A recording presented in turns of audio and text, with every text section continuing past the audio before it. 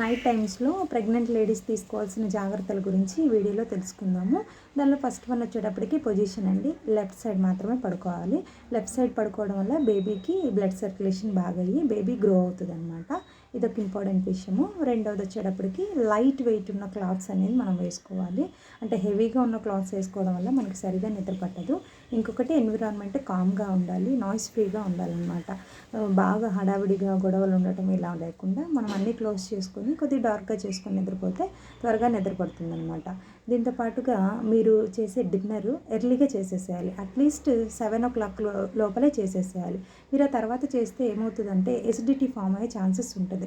అంటే 10కి తినేసేసి 11కి పడుకోవడం ఇలా చేయటం వల్ల హార్ట్ బర్నింగ్, అంటే ఈ గొంతులో కానీ ఇక్కడ కానీ ఇదంతా మంట, ఎసిడిటీ అనేది వస్తుందన్నమాట.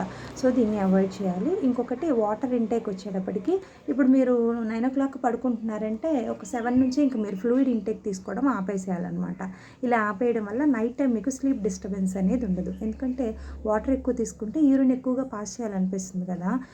సో ఇలాంటివన్నీ కూడా మీరు బిఫోర్ స్లీప్ అనేది అవాయిడ్ చేయాలి. దీంతో పాటుగా మన యొక్క చుట్టూ ఉన్న ఎన్విరాన్మెంట్, అంటే వాష్రూమ్స్ మీరు వెళ్ళాలనుకోండి, వాష్రూమ్స్లో స్విచ్చెస్ అనేవి ముందే ఆన్ చేసుకోవాలి. లైట్ వెంటిలేషన్ అనేది ఉండాలి. వెంటిలేషన్ ఉంటే ఈజీగా మనం వెళ్ళి రావచ్చు అనమాట.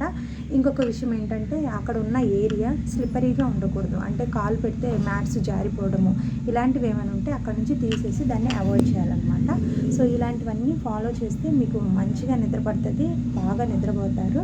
మీ బేబీ కూడా హెల్తీగా ఉంటుంది, మీరు కూడా హెల్తీగా ఉంటారు. Thank you.